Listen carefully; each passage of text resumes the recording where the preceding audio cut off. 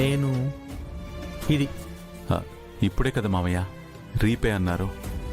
అంటే మీరిచ్చిన మాటను మీరు నిలబెట్టుకోలేరా?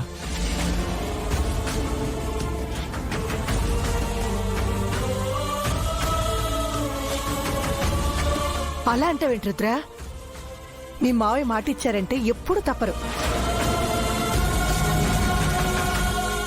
పైగా బాక్సింగ్ నేర్పించడం అంటే ఆయనకి చాలా ఇష్టం. నువ్వు ఆయనకి ఇష్టమైన పని చేయమంటున్నావు, తప్పకుండా చేస్తారు. ఇదిగో గంగా, నువ్వు మీ ఆయన దగ్గర లీనియన్స్ తీసుకుని సరిగా ప్రాక్టీస్ చేయకుండా అల్లరి చేసేదానివేమో. మా ఆయన దగ్గర మాత్రం కుదరదు.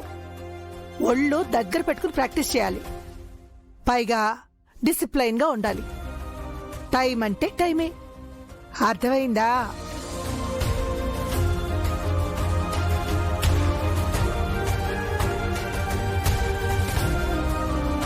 మా ఆయన దగ్గర ట్రైనింగ్ తీసుకోవాలంటే ఎంతో అదృష్టం ఉండాలి. నీకు అవకాశం వచ్చింది, కరెక్ట్ గా సద్వినియోగం చేసుకో. మా ఆయన ట్రైనింగ్ ఇస్తే నువ్వు గెలవటం ఖాయం.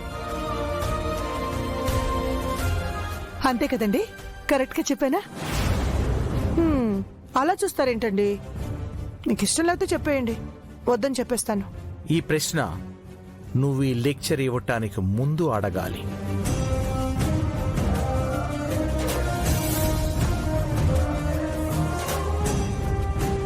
అమ్మా సుధా, మా కోసం విశ్వాన్ని ఇబ్బంది పెట్టకు. రుద్రే ఎలాగో అలా ప్రాక్టీస్ చేయిస్తాడులే. సారీ విశ్వా, ఏమనుకోకు. రుద్రేదో హోప్తో అడిగాడు. Please don't mind.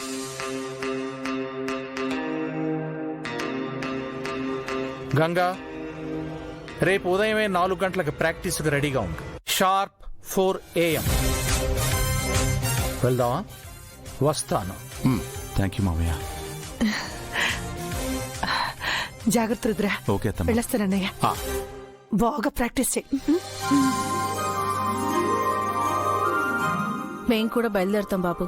జాగ్రత్త. ఓకే అండి. వస్తానయ్య గారు. మంచిది. వెళ్ళొస్తాను బాబు. గంగా జాగ్రత్తమ్మా. వస్తాను. రాయ్యా. జాగ్రత్త గంగా.